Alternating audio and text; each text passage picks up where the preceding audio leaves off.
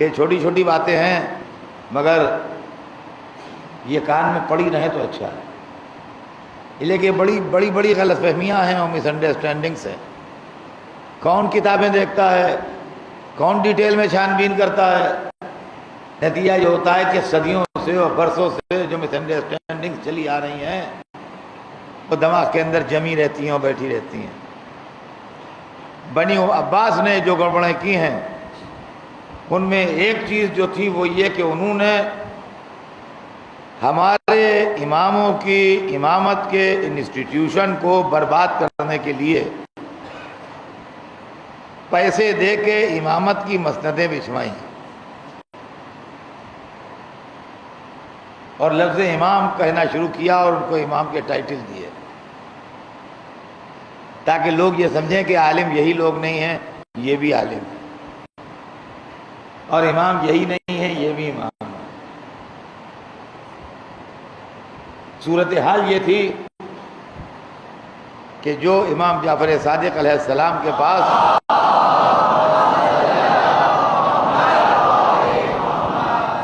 مسئلہ پوچھنے کے لیے آئے وہ 1 دینار ٹیکس تھے، عام آدمی الاؤ نہیں تھا امام کے پاس، 1 دینار ٹیکس دیجئے تو اندر جانے کی اجازت ہے، سرکاری آدمی دروازے میں بیٹھا ہے۔ یہ اس لیے تھا کہ آنے والوں کی تعداد گھٹے کم ہو۔ جو امام ابو حنیفہ کے پاس پوچھنے جائے تو 1 دینار ملتا تھا انعام کو، تاکہ مسئلہ پوچھنے والوں کی تعداد بڑھے۔ اور معلوم ہو کہ دن بھر میں 1000 آدمی آئے تھے، بڑی صاحب مرجعیت ہے، بڑا زور ہے، بہت لوگ جمع ان سے پوچھنے کے لیے، بڑے عالم ہیں۔ یہ اندر اندر حکومتیں پورا مینپولیٹ کرتی تھیں۔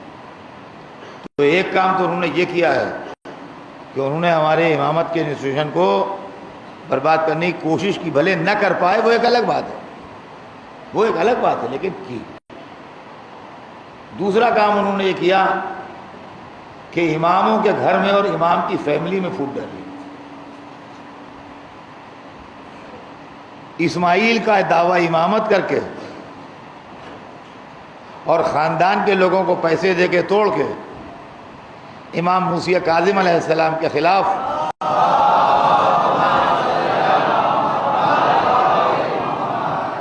انہوں نے پورا ایک محاذ بنایا، گھر کے اندر پھوٹ ڈالی، بھائیوں میں پھوٹ ڈالی، سگے بھائیوں میں پیسے دے کے، اور وہ پھوٹ جو ڈالی اس کے اثرات آج تک دکھائی دیتے ہیں۔ یہ نہیں ہے کہ اس وقت پھوٹ ڈالی تھی تو ختم ہو گئی، نہیں، آج تک اس کے اثرات دنیا میں آپ اپنی آنکھوں سے دیکھ رہے ہیں۔ اسماعیلی فرقہ بنا اور اسماعیلی فرقہ اسپلٹ ہوا، پھر اس کے اندر اور فرقے بنے، سب آپ کی نگاہوں کے سامنے۔ یہ دوسری ترکیب تھی ان کی۔ تیسری ترکیب جو انہوں نے کی عالم اسلام میں لوگوں کو دھوکہ دینے کے لیے، جس کے اندر میں کہتا ہوں 100% ایسے میرے ایسے 2-4 آدمی ہوں گے دنیا میں جو دھوکے میں نہیں آئے، ورنہ 100% لوگ دھوکے میں آئے۔ خلافت راشدہ کا طلسم قائم کیا، اس لیے قائم کیا کہ سیاسی اعتبار سے وہ بنی امیہ کو کنڈم کرتے تھے، اس لیے کہ بنی امیہ سے انہوں نے سلطنت لی تھی، لیکن بنی امیہ سے پہلے والے جو خلیفہ گزرے ہیں ان کو اگر کنڈم کر دیتے تو حق اہل بیت ثابت ہو جاتا۔ سمجھ لیجئے بات، حق اہل بیت کو ماننا نہیں چاہتے تھے، لہذا ان کو الگ رکھو، ان کو کنڈم کرو، لہذا خلافت راشدہ کا کنسپٹ انہوں نے دیا کہ 4 خلیفہ راشد ہوئے، اور اتنی حدیثیں گڑوا دیں کہ آج قدم قدم پہ یہاں سے وہاں تک خلافت راشدہ خلافت راشدہ، وہ رسول کے پاس یوں آئے اور رسول نے یوں کہا، یوں بیٹھے تھے، اور یہ ہوا وہ ہوا، 1000 حدیث ہے اس کے۔ میں صرف ایک بات آپ سے کہتا ہوں، اس لیے کہ میرے پاس نہ اتنا وقت ہے، نہ اتنی نالج ہے، نہ میں اتنا محنت کر سکتا ہوں کہ میں آپ کو اس کی کتابوں کے حوالے دوں اور فلاں کروں ڈھمک کروں اور ایک حدیث کے اوپر جرا کروں، ورنہ پبلک کو اس سے انٹرسٹ ہوگا۔ وہ ٹیکنیکل ویسے ہوتی ہیں، اس میں کسی کو دلچسپی نہیں ہوتی سوائے ٹیکنیکل لوگوں کے، میں آپ کو بالکل سامنے کی ایک بات بتا دوں، اس کو آپ غور کیجیے گا کہ بنی امیہ کے زمانے میں 70 برس تک ممبروں کے اوپر ہر جمعے میں، ہر جماعت میں، ہر عید میں، ہر بقرعید میں علی کے اوپر لعنت ہوئی اور برے کہے گئے. یہ ہسٹوریکل فیکٹ ہے، اس سے کوئی انکار نہیں کر سکتا. سوال یہ پیدا ہوتا ہے کہ اگر رسول اللہ اپنی زندگی میں خلافت راشدہ کا کوئی کانسیپٹ دے کے گئے تھے تو وہ کیسے مسلمان تھے جو علی کو خلیفہ راشد بھی مانتے تھے اور جمعے کے دن برا بھی کہتے تھے؟ آپ غور کیجئے. تو یہ سب بات کی ایجادیں ہیں، یا پہلے کی ایجادیں نہیں، یہ سیاسی اعتبار سے چیزیں ایجاد کی گئیں. اور یہ بھی میں آپ سے عرض کر دوں، اس کو غور کیجیے گا، غور سے سنیں، بچے سنیں، کہ بے شک امام حسین کی مظلومی اپنی جگہ، اور دنیا میں ان سے بڑھ کے مظلوم دوسرا نہیں، یہ فیکٹ اپنی جگہ پر، اس سے کوئی انکار نہیں کر سکتا. یہ تصور دماغ سے نکال ڈالیے کہ ہمارے اور اماموں نے کیا کیا وہ تو ہمیں معلوم نہیں. آپ کو نہ معلوم ہو وہ ایک الگ بات ہے، لیکن جو انہوں نے کیا اور جن حالات سے وہ گزرے اس میں کبھی آپ ایسا نہ سوچیے گا. امام حسین کی مظلومی اور ان کی شہادت کی عظمت اپنی جگہ پر، مگر جس مصیبت سے اور جس تکلیف سے امام موسیٰ کاظم گزرے ہیں،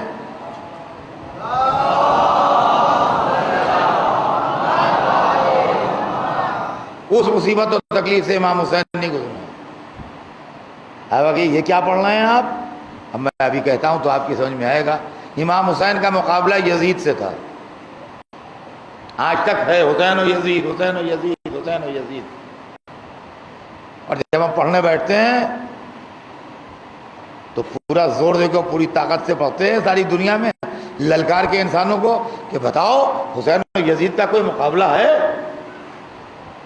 کہاں حسین، کہاں یزید، کہاں ابو سفیان کا پوتا، کہاں محمد کا نواسا، کہاں فاطمہ زہرا کا بیٹا، کہاں ہندہ جگرخارہ کا پوتا، کہاں علی کا فرزند، کہاں معاویہ کا لال، کہاں بنی ہاشم، کہاں بنی امیہ، کہاں نبوت کی گودیوں کا پالا، کہاں آغوش کفر کا پروردہ. تو جتنے بھی ہیں چاہے کیسے بھی ان کے دل میں خیالات ہوں، سر تو ان کو بھی ہلانے ہی پڑتے ہیں. کہنا تو پڑتا ہے کہ ہاں ٹھیک ہے، دل میں جو بھی خیالات ہیں وہ تو اللہ جانے، لیکن زبانیں تو بند ہو جاتی ہیں. لیکن امام موسیٰ کاظم علیہ السلام کو جن کا سامنا تھا، جو ان کے باپ ہیں وہ ان کے باپ ہیں، جو ان کے دادا ہیں وہ ان کے دادا ہیں، جو ان کی نسل ہے وہ ان کی نسل ہے. اگر محمد کے بیٹے یہ ہیں تو محمد کے بیٹے وہ ہیں، اگر فاطمہ ان کی دادی ہیں تو فاطمہ ان کی دادی ہیں، اگر علی ان کے دادا ہیں تو علی ان کے بھی دادا ہیں، اگر نسل حسین سے وہ ہیں تو نسل حسین سے یہ بھی ہیں. اب بتائیے کتنا بڑا مشکل کام ہے، کتنا بڑا مشکل کام ہے، آپ مجھے بتائیے. سننے والے کو پسینے آ جائیں اور فیصلہ کرنے والے کو پسینے آ جائیں کہ ہم کدھر جائیں. ان کی دادی بھی سیدہ ہیں، ان کی دادی بھی سیدہ ہیں، ان کے دادا بھی رسول اللہ ہیں، ان کے دادا بھی رسول اللہ ہیں، ان کے جد بھی علی ہیں، ان کے جد بھی علی ہیں، ان کے جد بھی حسین ہیں، ان کے جد بھی حسین ہیں، ان کے نانا بھی حسن ہیں، ان کے نانا بھی حسن ہیں. بتائیے کدھر جائیں گے؟ مجال ہے کچھ کہیے، منہ میں زبان ہے آپ کے جو بولیے گا. ایسے عالم میں ہمارے ساتویں امام نے مقابلہ کیا اور دین کو بچایا اور مذہب کو زندہ رکھا ہے، جبکہ آفیشل اور سرکاری سپورٹ اپوزیشن کو حاصل، یہ دعویٰ امامت کر رہا ہے. اس وقت امامت کو جو شے بچا رہی تھی وہ نورانیت تھی، عصمت تھی، علم تھا. جو چیز امام کو اس وقت پروٹیکٹ کر رہی تھی، امامت کی شمع جن فانوسوں میں جل رہی تھی، وہ علم کا فانوس تھا، عصمت کا فانوس تھا، نورانیت کا فانوس تھا. یہ فانوس اگر نہ ہوتے تو فیصلہ نہیں ہو سکتا تھا. چند نہیں ہم سب گمراہ ہو جاتے ہیں۔ جب 80,000 دینار لے کے اہل خراسان آئے ہیں، اور جو ان کا لیڈر آف ڈیلیگیشن تھا تقریباً 80 برس کا بڈھا جو وہاں سے آیا تھا، وہ 80,000 دینار لایا تھا، 80,000 گولڈن کوائن، ہر کوائن 10 گرام کا۔ گھر پہ جا کے کیلکولیٹ کر لیجیے گا کتنا گولڈ آیا تھا۔ وہ ڈھونڈ رہا تھا، سرکاری آدمیوں سے ٹکرایا، ان کا ہاں چلو ہمارے ساتھ، ہم پہنچا دیتے ہیں۔ وہ پہنچا دیا وہاں جہاں مسند سجی ہوئی تھی۔ تو چہرہ مہراج صورت تو خاندانی ہوتی ہے۔ اب وہ جو بیٹھے تھے وہ بھی ادھر ادھر کے تھوڑی تھے، وہ بھی تو امام جعفر صادق کے بیٹے ہی تھے بھائی، امام کے بیٹے تھے، امام کے پوتے تھے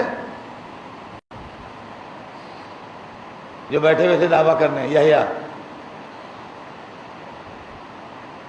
گئے لوگ، ہاتھ چومے انہوں نے، مصافحے کیے کہ سرکار ہم آپ کے بزرگوں کے، ہاں ہاں کہ سرکار ہم آپ کے چاہنے والوں نے وہاں سے کچھ ہدیے بھیجے، کہا ہاں پہنچا دو، پہنچا دینا، رکھاؤ خاندانی ہے، اس لیے کہ وہ چیزیں جو ہیں وہ سب گھر سے چلتی ہیں۔ یہ نہیں کہ پیسہ دیکھ کے حالت خراب ہو گئی، کہاں پہنچا دینا ہے۔ ان کا حضور مسئلے بھی لائے ہیں،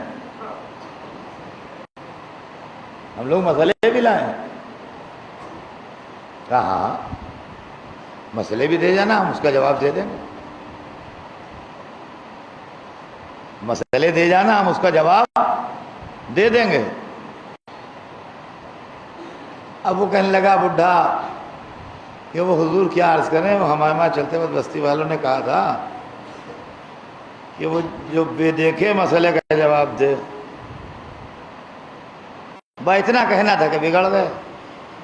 کہ کیا بکتے ہو تم لوگ، علم غیب خالی خدا کو ہوتا ہے اور کسی کو نہیں ہوتا۔ دیکھیے بہتیری ایسی روایتیں جو آپ کی آئی ہیں وہ کہاں سے آئی ہیں، ان کا سورس پہچانیے۔ چونکہ ان کو نہیں تھا نا علم غیب، لہذا انہوں نے اپنے بزرگوں کے علم غیب سے بھی انکار کیا۔ یہ غلط کہتے ہو تم، جھوٹ الزام دیتے ہو ہمارے بزرگوں پر، علم غیب بس خدا کو ہوتا ہے، کسی اور کو نہیں ہوتا۔ اب 80 برس کا بڈھا وہ کہنے لگا سرکار آپ کیسی باتیں کرتے ہیں، میں آپ کے والد سے جواب خود لے گیا ہوں، میں ہی آیا تھا، میں لے گیا ہوں جوانی میں اپنی، آپ کے پدر بزرگوار نے جواب دیے ہیں مجھے۔ نہیں جھوٹ بول رہا ہو تم۔ بھیا وہ چپکا چلا آیا، اس نے کہا یہ وہ نہیں ہے، یہ وہ نہیں ہے۔ پھر ڈھونڈنے لگے، اب چونکہ نیت اچھی تھی اور نیت میں کھوٹ نہیں تھی، اللہ نے مدد کی، پہنچ گئے امام تک۔ جب پہنچے امام کے دربار میں تو جو بڈھا آیا تھا اس نے اپنا نام نہیں ظاہر کیا تھا کسی پر، وہی لیڈر آف ڈیلیگیشن تھا، آگے آگے وہی ہوتا تھا۔ وہ آگے آیا، اس نے آن کے سلام کیا، جیسے ہی سلام کیا ویسے ہی جواب دیا کہ وعلیکم السلام یا فلاں ابن فلاں، فلاں فلاں کے بیٹے، تجھ پر بھی سلام ہو۔ تو پہلے تو وہیں پر اس کو شاک لگا کہ یہ نہ صرف میرا نام جانتے ہیں بلکہ میرے باپ کا بھی نام جانتے ہیں۔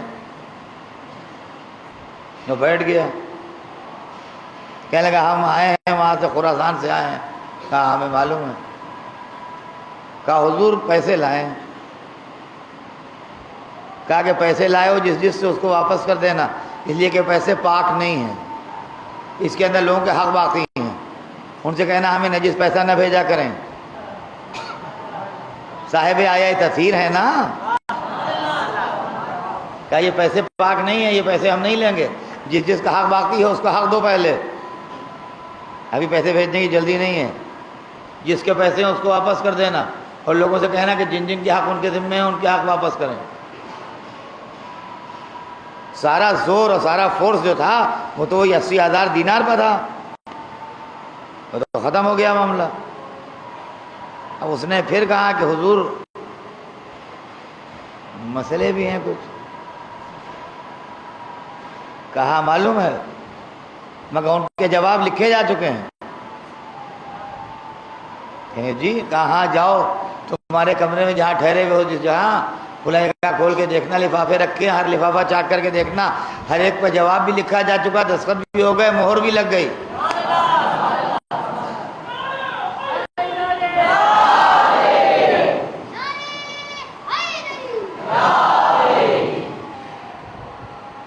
وہ سب کام ہو گیا ہے, اس کے لیے تمہیں یہاں آنے کی دوبارہ ضرورت نہیں. اب کیا کہیں, تھوڑی دیر بیٹھ کے وہ چلنے لگے ہاتھ چوم کے. کہیں گے تم کچھ بھول رہے ہو. کہا نہیں سرکار بھول کچھ نہیں رہے. کہا نہیں بھول رہے ہو, یاد کرو. کہا جی نہیں ہم نہیں بھول رہے ہیں کچھ. کہا اچھا ہم بتاتے ہیں تمہیں یاد آ جائے گا. جب تم چل رہے تھے اور تمہارا قافلہ نکل رہا تھا تو ایک بڑھیا آئی تھی, یاد ہے تمہیں؟ وہ ایک کپڑے میں 7 درہم لپیٹ کے لائی تھی. 7 درہم, بالکل کم اماؤنٹ, چھوٹا سا. تم وہ درہم نہیں لے رہے تھے. کہہ رہے لوگ ہزاروں دینار بھیج رہے ہیں, 7 درہم کیا دیں گے ہم. اس بڑھیا نے تمہاری خوشامد کی تھی کہ میرے پاس تو یہی ہے, اس کے علاوہ نہیں ہے کچھ میرے پاس. میں غریب بڑھیا ہوں, میرے پاس اس کے آگے کچھ نہیں ہے, میرا یہی تحفہ امام کو پہنچا دینا. بڑی مشکل سے تم نے وہ درہم لے کے رکھے تھے. وہ درہم لا کے مجھے دو, مجھے قبول ہے.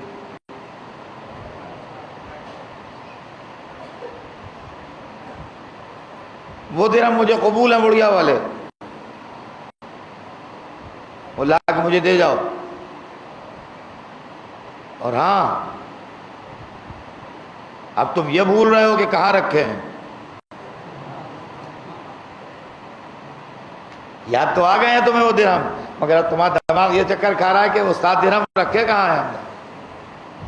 اس کے بعد ان کے سامان کی پوری ڈیٹیل سمجھا کے ان کو وہ جگہ بتائی جہاں رکھے ہوئے ہیں. تو وہاں جاؤ, اسے کھولو, یہ کرو, یوں کرو, یوں کرو, یوں کرو, اس میں نکلیں گے. وہ لا کے مجھے دے کے جانا, ایسے نہ چلے جانا. اور جب جانا تو بڑھیا کو میرا سلام کہہ دینا, اور کہنا مصعب نے جعفر نے تیرا تحفہ قبول کر لیا.